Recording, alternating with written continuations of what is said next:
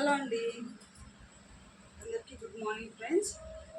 మొన్న వీడియో పెట్టాను కదా, ఇలా ఎవరిని ఒక మాట అన్నాను, అదే కస్టమర్ ఇలా బ్లౌజ్ గురించి చాలా ఇబ్బంది పెట్టారు అనేసి అని చెప్పిన దానికి కింద చాలామంది కామెంట్స్ చేశారండి.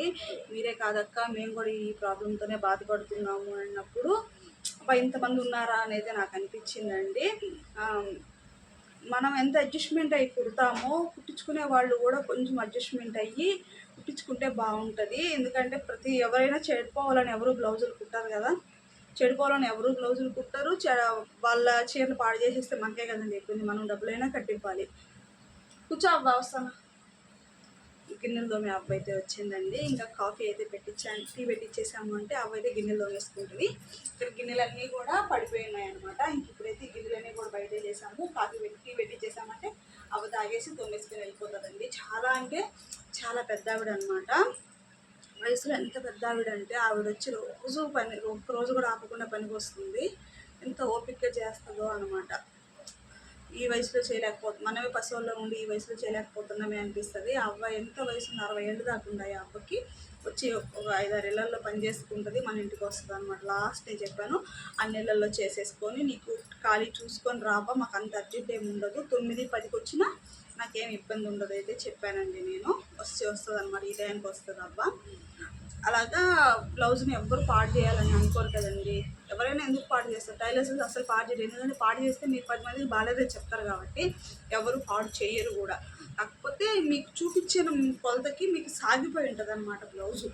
సాగిపోవడం వల్ల ఏమైపోతుంది అంటే, మీరు వేసుకున్న బ్లౌజ్ సాగిపోతుంది, కుట్టిన బ్లౌజ్ కొంచెం ఫిట్గానే ఉంటుంది. ఒక రెండు సార్లు వేసుకున్నాక ఈ నెక్ దగ్గర బ్యాక్ సైడ్ సాగుతుంది అనమాట. ఒక 1 ఇంచ్ 2 ఇంచెస్ వరకు నెక్ అనేది మొత్తం మీద లెక్కేస్తే నెక్ అనేది 2 ఇంచెస్ వరకు సాగుతుంది అనమాట. అది కుట్టే టైలర్లకు అర్థమవుతుంది, కానీ వేసుకునే కస్టమర్స్కి అయితే తెలియదండి. దాని గురించి చెప్పినా కూడా ఇప్పుడు ఇచ్చిన దానంత అది లేదే అని అంటే ఎట్టొస్తుంది?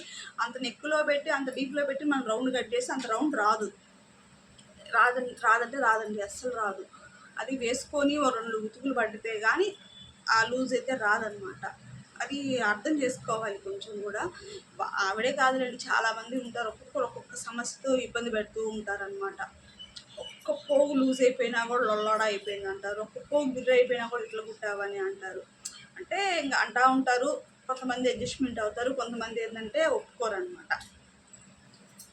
ఇంకా గిన్నెలన్నీ కూడా బయట చేసేసి అవ్వకైతే టీ పెట్టించేస్తాము.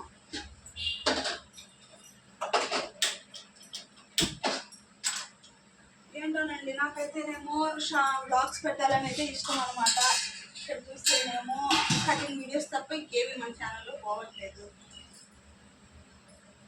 మన ఛానల్లో కటింగ్ వీడియోస్ తప్ప బ్లాగ్స్ ఏదైనా పెడదామంటే పోతే కదా ఫ్రెండ్స్.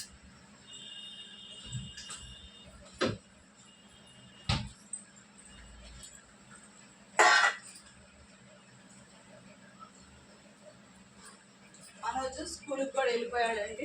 టిఫిన్ తెల్ల చెప్పాను కదా, పాలు తాగేసి వెళ్తాడు. ఉదయం పాలు తాగేసేసి స్కూల్కి అయితే వెళ్ళిపోయాడు అనమాట.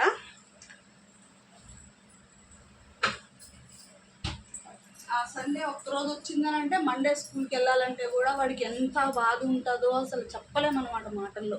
ఇవాళ కూడా వెళ్ళను మమ్మీ అన్నట్టుగా. అంటే సండే ఒకరోజు ఖాళీ ఉన్నాడు కదా, వాడికి అట్లే అనిపిస్తుంది అనమాట. స్కూల్కి పోనంటే పోను అన్నట్టుగా అంటాడు.